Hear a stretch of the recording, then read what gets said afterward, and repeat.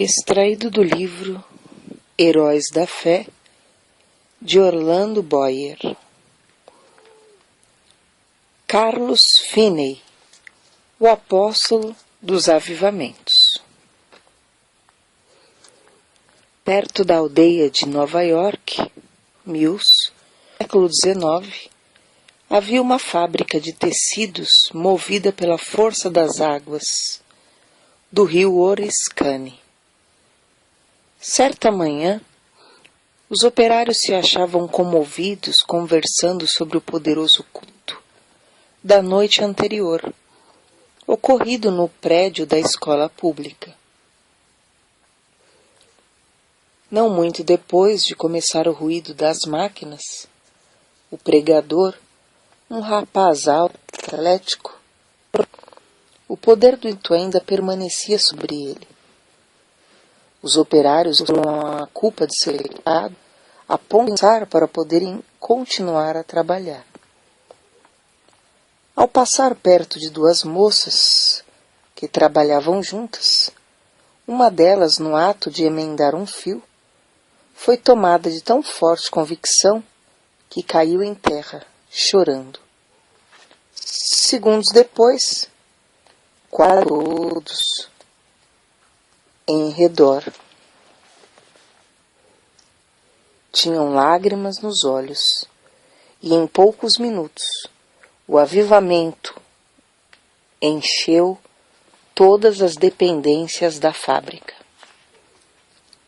O diretor, vendo que os operários não podiam trabalhar, achou que seria melhor que cuidassem da salvação da alma e mandou que parassem as máquinas.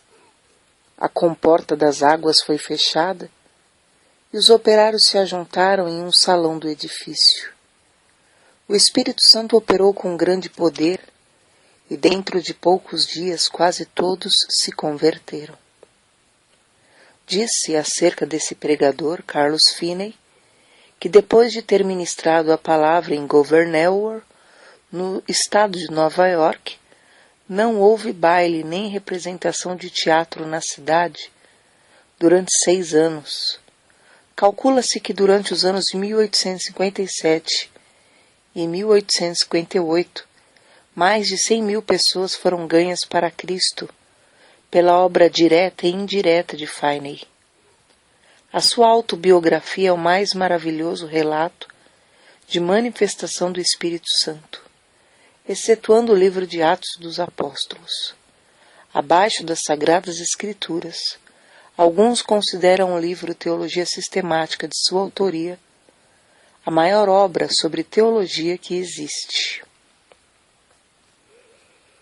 Como explicar o seu êxito, tão destacado nos anais dos servos da Igreja de Cristo? Sem dúvida, era antes de tudo o resultado da sua profunda conversão. Nasceu de uma família descrente e se criou em um lugar onde os membros da igreja conheciam apenas a formalidade fria dos cultos. Finney era advogado. Ao encontrar nos seus livros de jurisprudência muitas citações da Bíblia, comprou um exemplar com a intenção de conhecer as Escrituras. O resultado foi que, após a leitura, achou mais e mais interesse nos cultos dos crentes. Acerca da sua conversão, ele relata na sua autobiografia o seguinte: ao ler a Bíblia, ao assistir às reuniões de oração e ouvir os sermões de Sr. Gale, percebi que não me achava pronto a entrar nos céus. Fiquei impressionado, especialmente com o fato de as orações dos crentes, semana após semana, não serem respondidas. Li na Bíblia: pedi e dar-se-vos-á, buscai e encontrareis, batei e abrir-se-vos-á. Li também que Deus é mais pronto a dar o Espírito Santo aos que lhe o pedirem do que os pais terrestres a darem boas coisas aos filhos. Ouvia os crentes pedirem um derramamento do Espírito Santo e confessarem depois que não o receberam. Exortavam uns aos outros a se despertarem para pedir em oração o derramamento do Espírito de Deus e afirmavam que assim haveria um avivamento com a conversão de pecadores. Mas ao ler mais a Bíblia, vi que as orações dos crentes não eram respondidas porque não tinham fé, isto é, não esperavam que Deus lhes daria o que pediam.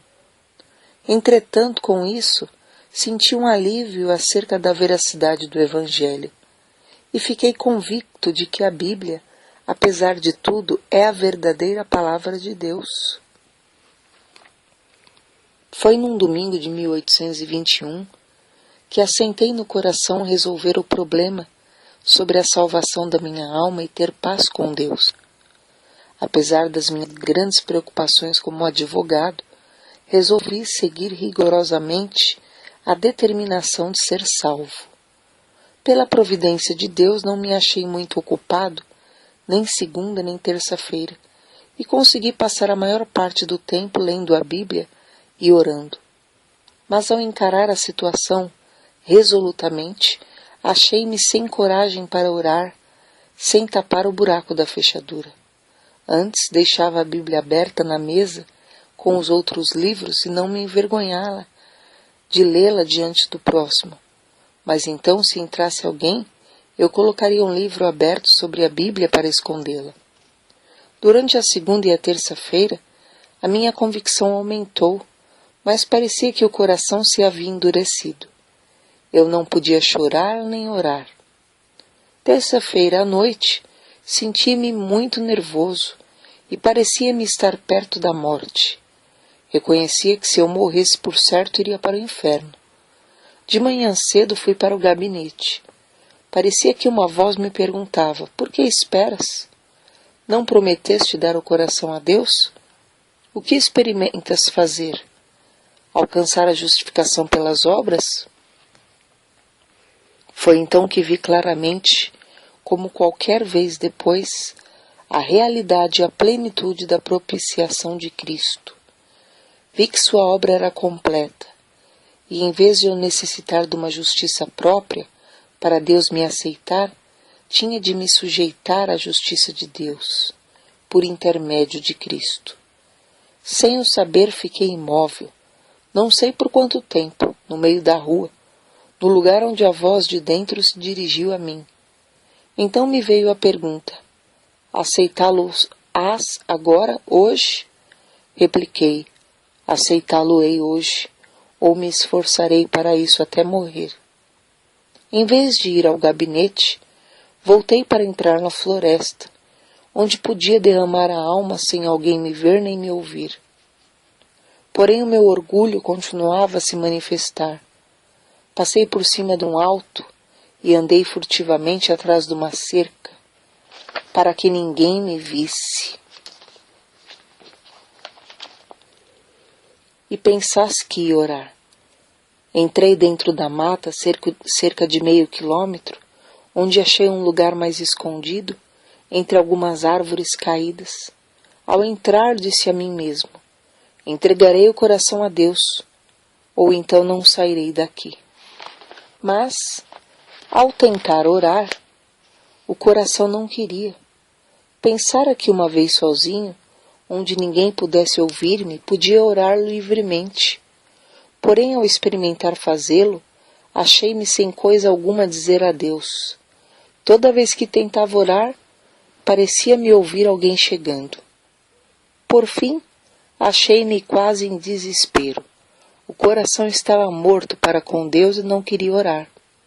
Então reprovei a mim mesmo por ter me comprometido a entregar o coração a Deus antes de sair da mata. Comecei a pensar que Deus já me tivesse abandonado. Achei-me tomado de uma fraqueza demasiadamente grande para ficar de joelhos. Foi justamente nessa altura que pensei novamente que ouvi alguém se aproximando e abri os olhos para ver.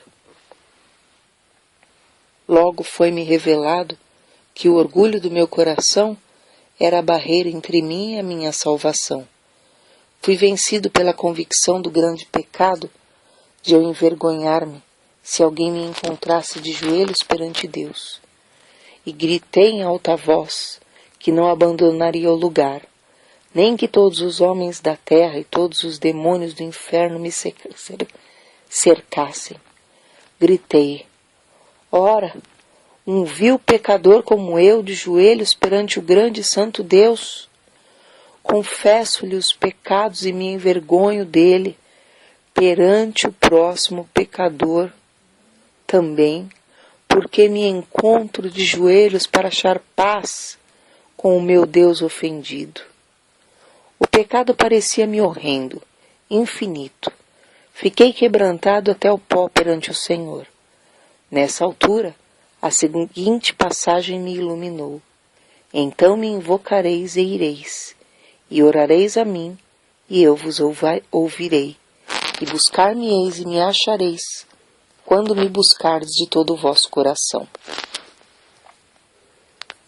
Continuei a orar e a receber promessas, e a apropriar-me delas. Não sei por quanto tempo. Orei até que, sem saber como, achei-me voltando para a estrada. Lembro-me de que disse a mim mesmo: se eu me converter, pregarei o Evangelho. Na estrada, voltando para a aldeia, certifiquei-me da preciosa paz e da gloriosa calma na minha mente. Que é isso? Perguntei a mim mesmo. Entristecera eu o Espírito Santo até retirar-se de mim? Não sinto mais convicção. Então lembrei-me de que dissera a Deus que confiaria na sua palavra. A calma de meu espírito era indescritível. Fui almoçar, mas não tinha vontade de comer. Fui ao gabinete, mas meu sócio não voltara do almoço. Comecei a tocar a música de um hino no rabecão, como de costume. Porém, ao começar a cantar as palavras sagradas, o coração parecia derreter-se e só podia chorar. Ao entrar e fechar a porta atrás de mim, parecia-me ter encontrado o Senhor Jesus Cristo face a face. Não me entrou na mente na ocasião, nem por algum tempo depois, que era apenas uma concepção mental. Ao contrário, parecia-me que eu encontrara como um encontro qualquer pessoal. Ele não disse coisa alguma, mas olhou para mim de tal forma que fiquei quebrantado e prostrado aos seus pés. Isso para mim foi, depois, uma experiência extraordinária, porque parecia-me uma realidade, como se ele mesmo ficasse em pé perante mim, e eu me prostrasse aos seus pés e lhe derramasse a minha alma. Chorei alto e fiz tanta confissão quanto foi possível, entre soluços. Parecia-me que lavava os seus pés com as minhas lágrimas, contudo, sem sentir ter tocado na sua pessoa. Ao virar-me para me assentar, recebi o poderoso batismo com o Espírito Santo, sem o esperar, sem mesmo saber que havia tal para mim. O Espírito Santo desceu de tal maneira que parecia encher-me corpo e alma. Senti-o como uma onda elétrica que me transpassava repetidamente. De fato, parecia-me como ondas de amor liquefeito, porque não sei outra maneira de descrever isso. Parecia o próprio fôlego de Deus. Não existem palavras para descrever o maravilhoso amor derramado no meu coração. Chorei de tanta alegria e amor que senti. Acho melhor dizer que exprimi, chorando em alta voz, as inundações indizíveis do meu coração. As ondas passaram sobre mim, uma após outra, até eu clamar: morrerei, se estas ondas continuarem a passar sobre mim. Senhor, não suporto mais. Contudo, não receava a morte.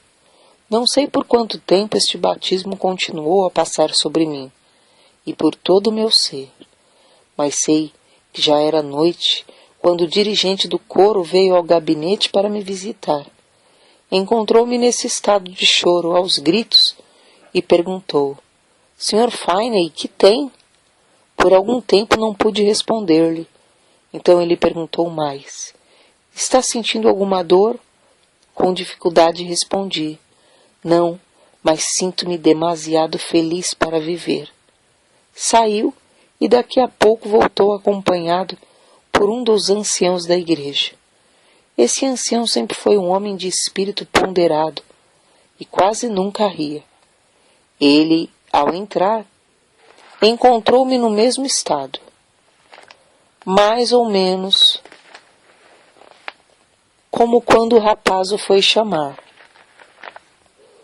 Queria saber o que eu sentia e eu comecei a lhe explicar, mas em vez de responder-me, foi tomado de um riso espasmódico.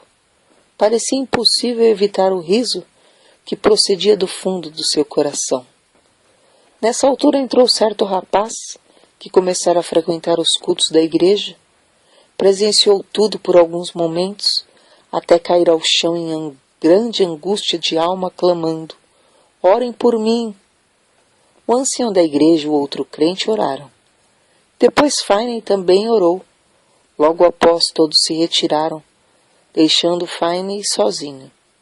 Ao deitar-se para dormir, Finney adormeceu, mas logo acordou, por causa do amor que lhe transbordava o coração.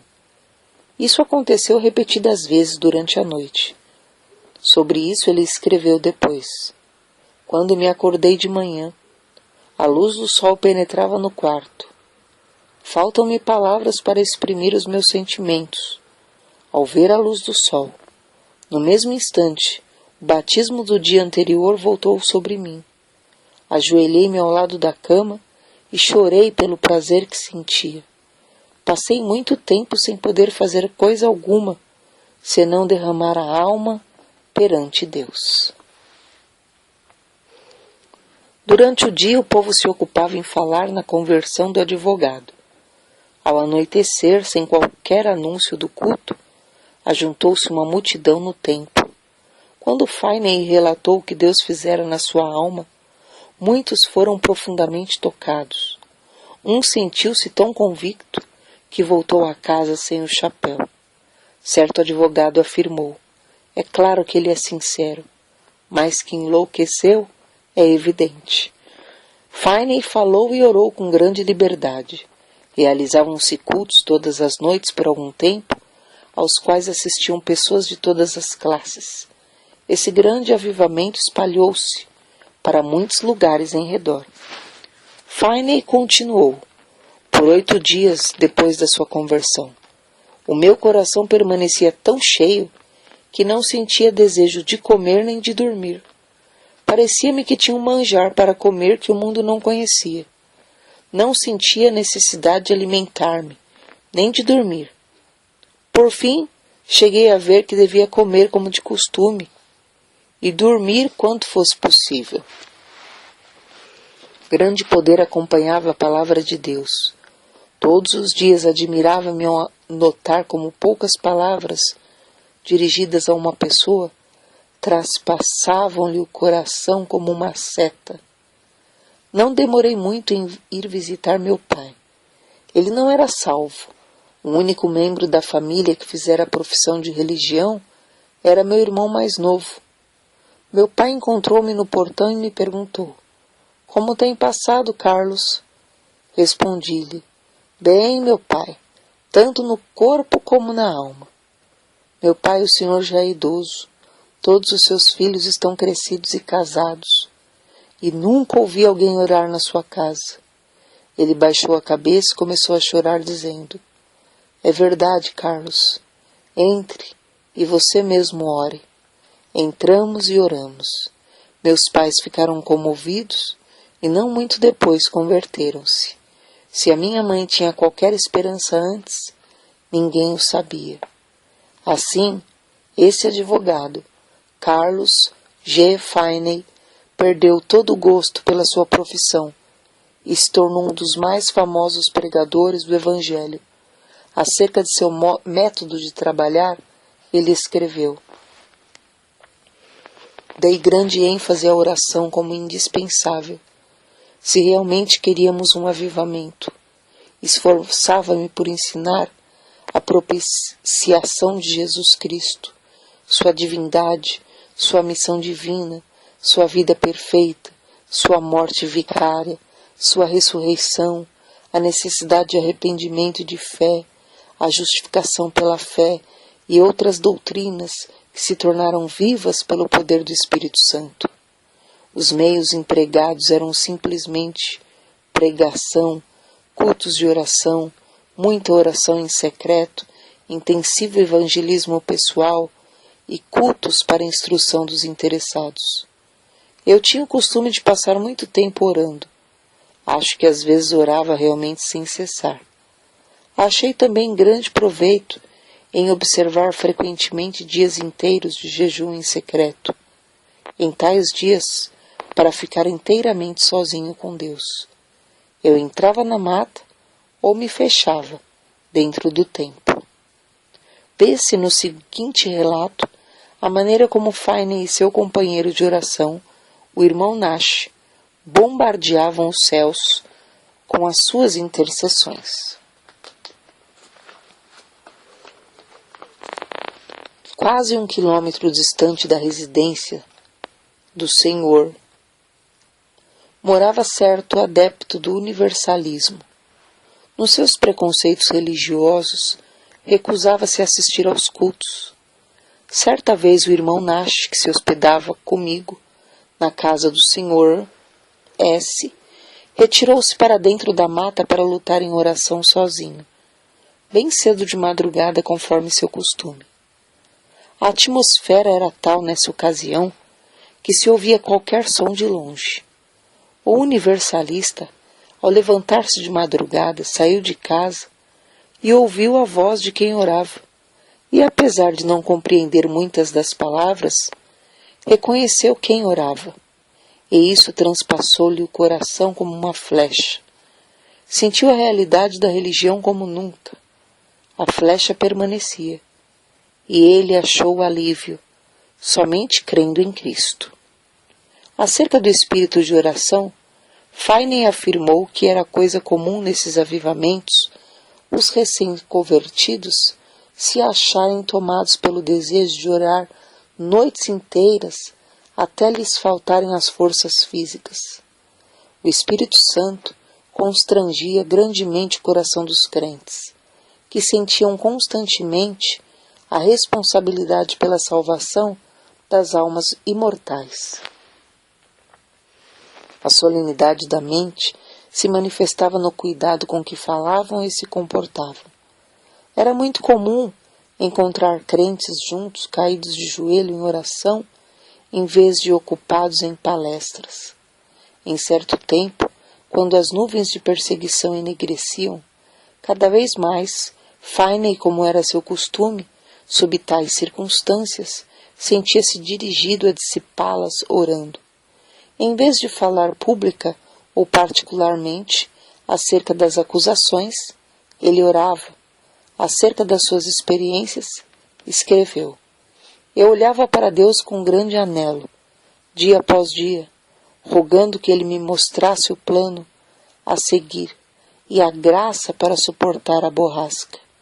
O Senhor mostrou-me em uma visão o que eu tinha de enfrentar.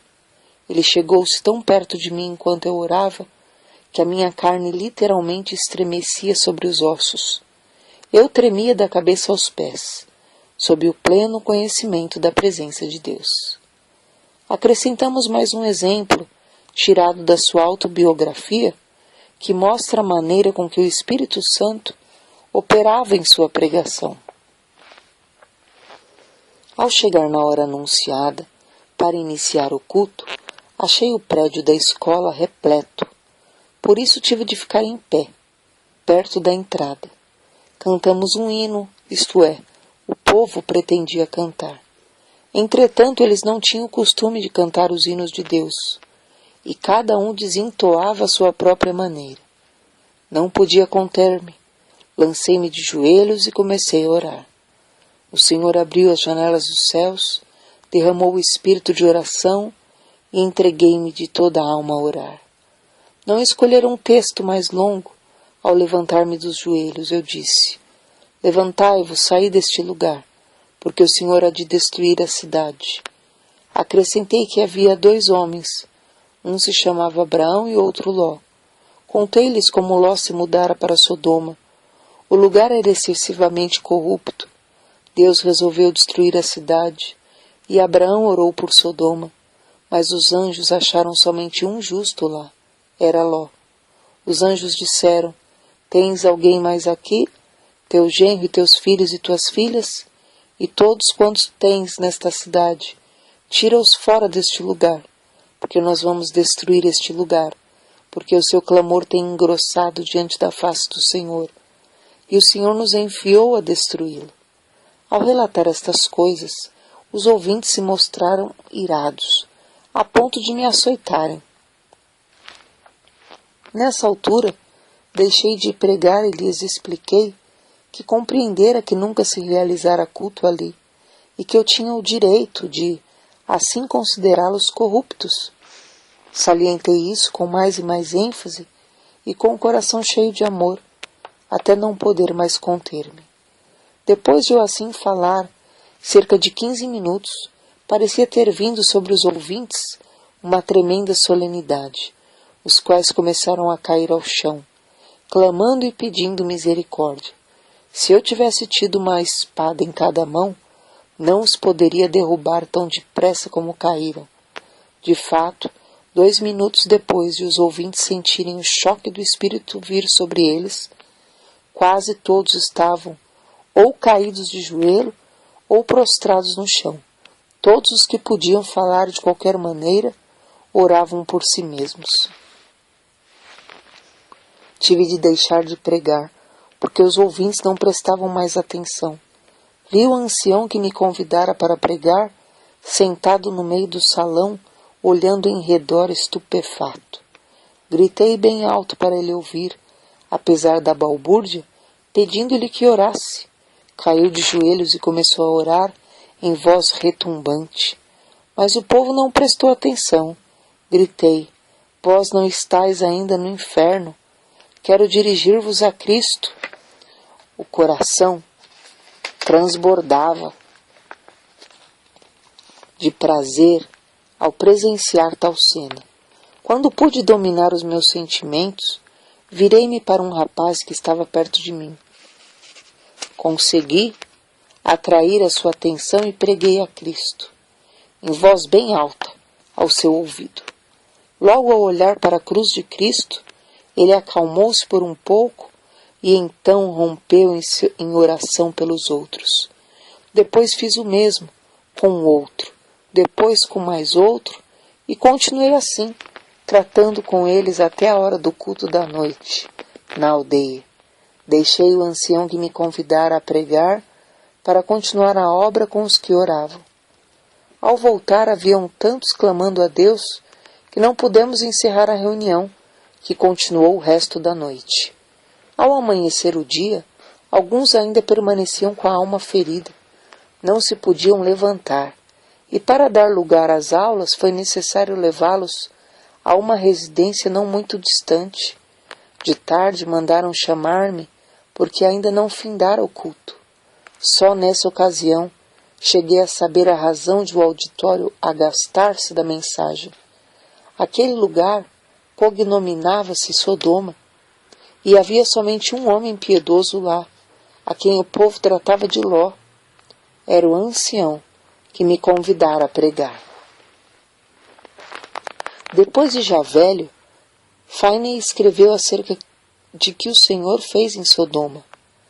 Embora esse avivamento caísse tão repentinamente sobre eles, era tão empolgante ver que as conversões eram profundas e a obra permanente, genuína.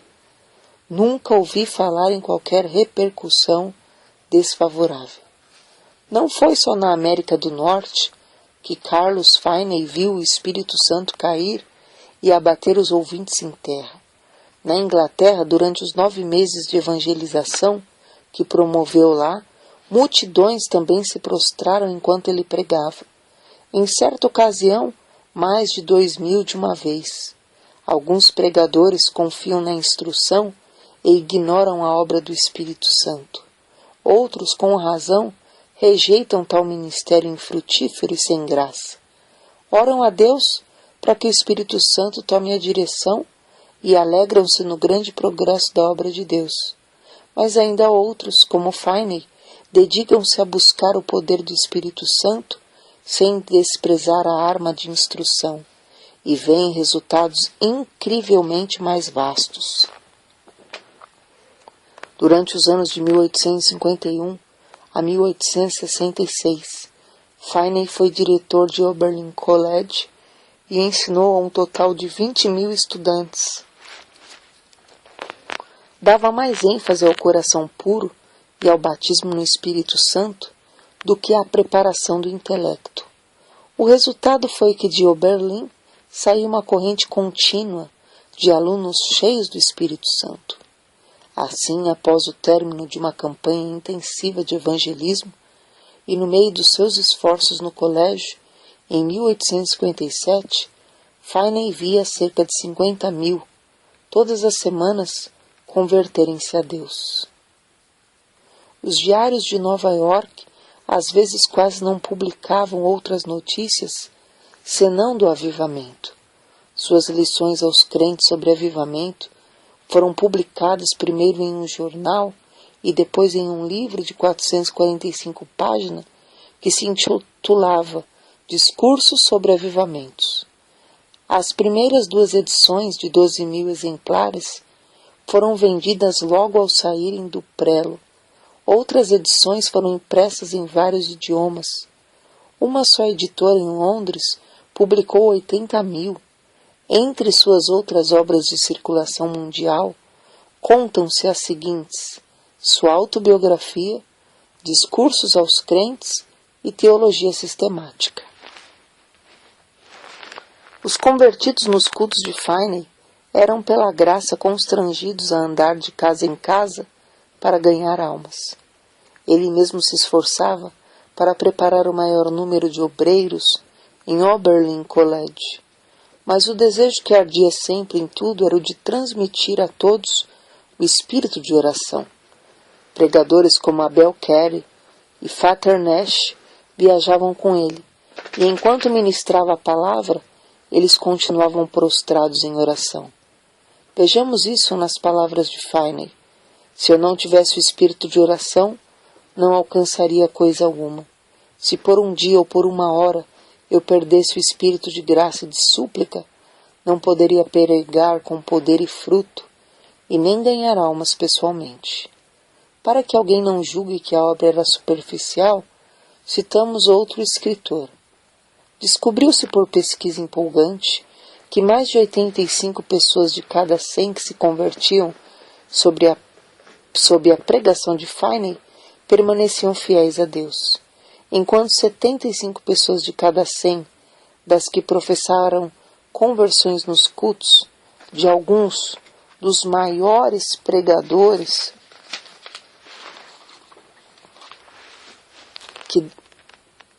da época se desviavam.